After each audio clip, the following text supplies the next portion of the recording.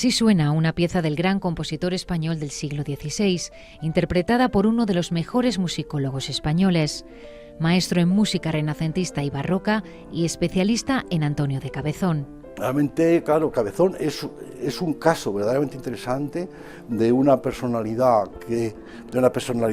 de un origen rural que sin embargo pues es elevada a las más altas esferas artísticas de la época y que además, bueno, pues ha dejado toda esta huella que es muy interesante para entender y para vivir ese mundo tan particular que es esta España de primera parte del siglo XVI, una España por otra parte poderosa y de una internacionalidad fantástica. Y tenemos en cuenta que es ciego, esto significa además no solo la cantidad de repertorio que se sabía de memoria, que era la técnica habitual de interpretación del momento, sino también su habilidad para adaptarse, para aprender nuevos instrumentos, nuevos repertorios.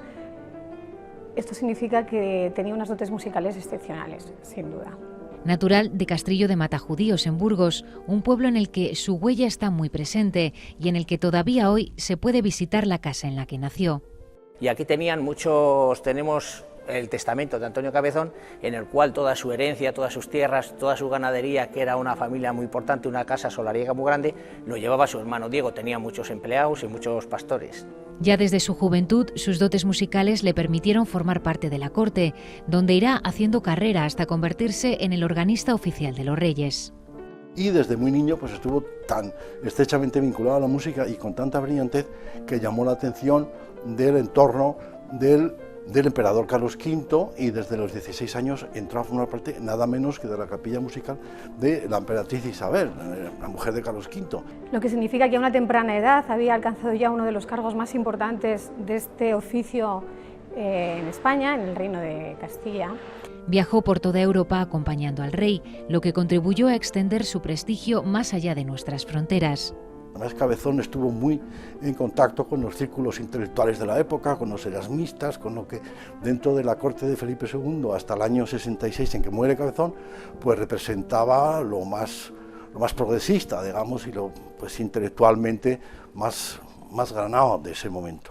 Fue sin duda uno de los grandes intérpretes y compositores de tecla del siglo XVI europeo.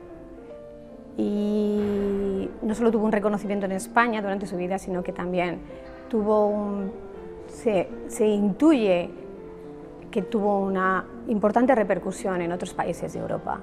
Un reconocimiento que se prolonga hasta nuestros días y del que pueden dar buena fe en su pueblo.